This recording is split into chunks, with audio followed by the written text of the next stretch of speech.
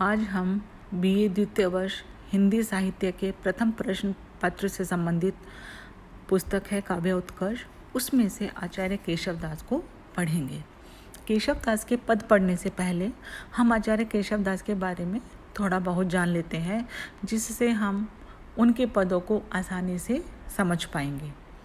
आचार्य केशव दास का जन्म विक्रम संवत 1611 को ओरछा में हुआ था। उनके पिता का नाम पंडित काशीनाथ था। ओरछा के राज दरबार में उनके परिवार का बड़ा मान था।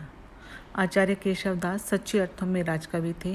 वे पंडित थे, आचार्य थे, कवि थे, राजनीतिज्ञ थे और कदाचित भक्त भी थे। उन्हें अपने पांडित्य पर गर्व था। उनका घराना कई पीढ़ियों से राज सम्मान प्राप्त करता चला आ रहा था। ओरछा नरेश महाराज राम शाह के अनुसार इंद्रजीत सिंह उन्हें गुरुतुल्य मानते थे। स्वयं महाराज राम शाह उन्हें अपना मंत्री और मित्र मानते थे। इंद्रजीत सिंह के भाई वीर सिंह देव ने भी उनको सम्मानित किया था। लोक परंपरा महत्व की दृष्टि से उन्हें सूर और तुलसी के बाद तीसरा स्थान प्राप्त है। यानी कि जब सूर और तुलसी का नाम आता है या श्रेष्ठ कवियों का नाम आता है तो तीसरा नाम आचार्य केशव दास का लिया जाता है। वे कठिन काव्य के प्रेत कहे जाते हैं। प्रसिद्ध है कि कवि को देन न चाहे विदाही, पूछे केशव की कविताई। इसका एकमात्र कारण उनकी पांडित्य प्रियता ही है। उन्हें एक एक छंद में 5-5 अर्थ मिलते हैं, यानी उनके एक एक छंद में 5-5 अर्थ सन्निहित है, यानी दिखाई देते हैं। उनकी काव्य दृष्टि के निर्माण में संस्कृत साहित्य शास्त्र के प्राचीन आचार्यों उद्भट, दंडी, केशव, मिश्र, अमरचंद आदि के परंपरागत संस्कार, राजकीय वातावरण तथा उनके युग की काव्य परिपाटी तीनों की सम्मिलित प्रभाव ने कार्य किया है। इसलिए उनके काव्य रीति के प्रति आग्रह, पंडित के प्रति मोह, पंडित यानी पांडित्य, श्रृंगारिता के प्रति रुझान और भक्ति के प्रति आकर्षण है। उनके व्यक्तित्व को समझने के लिए इन सभी परिस्थितियों और परंपराओं को दृष्टि में रखना आवश्यक है।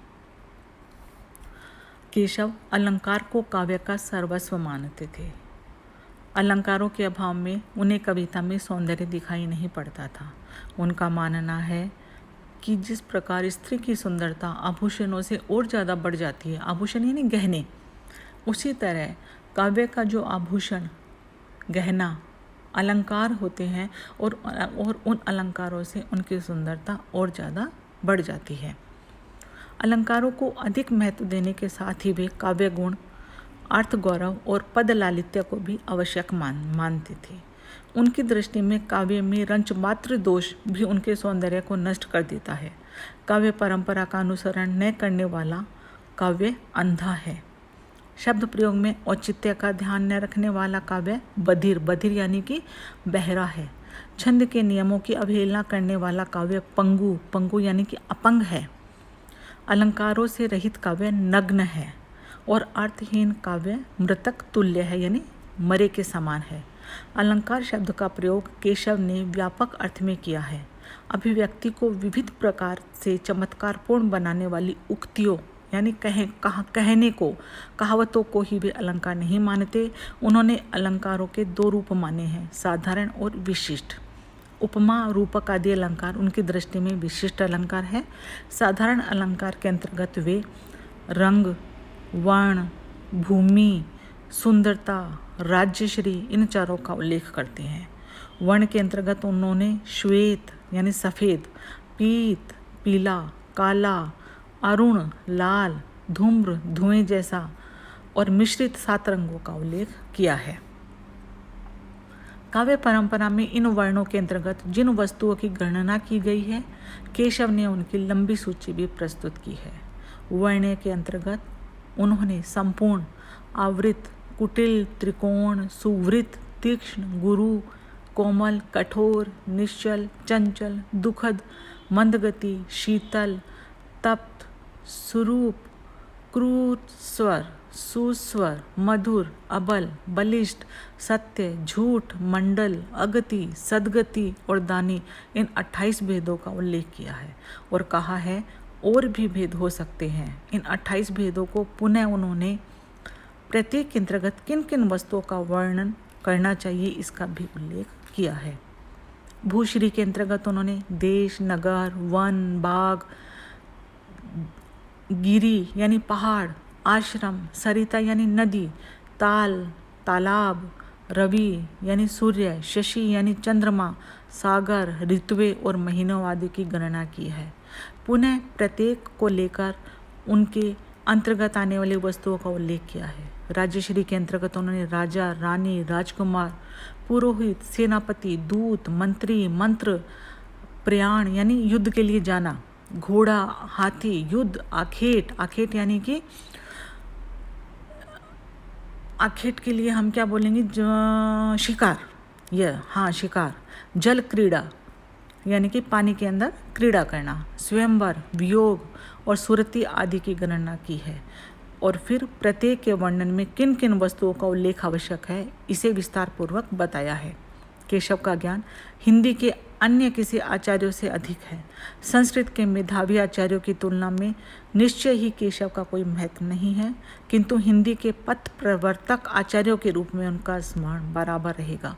केशव के पूर्व संस्कृत काव्य शास्त्र इतना पूर्ण और प्रौढ़ हो चुका था कि उनमें किसी प्रकार की मौलिक उद्भावना करना असंभव सा था। उस शास्त्रीय सामग्री को हिंदी के पाठकों के लिए व्यापक रूप में उपस्थित करने का कार्य उन्होंने सर्वप्रथम किया। इस दृष्टि से उनका महत्व अस्वीकार नहीं किया जा सकता। विषय की दृष्टि से वीर सिंह देवचरित, जहांगीर जस चंद्रिका और रतन बावनी ऐसे ऐतिहासिक महत्व की कृतियां हैं। वीर सिंह देवचरित में ओरछा नरेश महाराज वीर सिंह का जीवन चरित्र वर्णित है। रत्न बावरी ओरछा नरेश मधुकर शाह के पुत्र कुंवर रतन सेन की प्रशंसा में लिखी गई है। जहांगीर जस चंद्रिका में जहांगीर का यश वर्णन एक विशेष माध्यम और विशिष्ट शैली में किया गया है। उद्यम और भाग्य दोनों में विवाद होता है। प्रश्न यह है कि दोनों में कौन बड़ा है। यानी ये सारी की सारी उनकी पुस्तकें हैं। निर्णय के लिए वे भगवान शंकर के पास जाते हैं। भगवान शंकर उन्हें जहांगीर के पास भेजते हैं। राजधानी देखते हुए दोनों महाराज जहांगीर की सभा में पहुंचते हैं।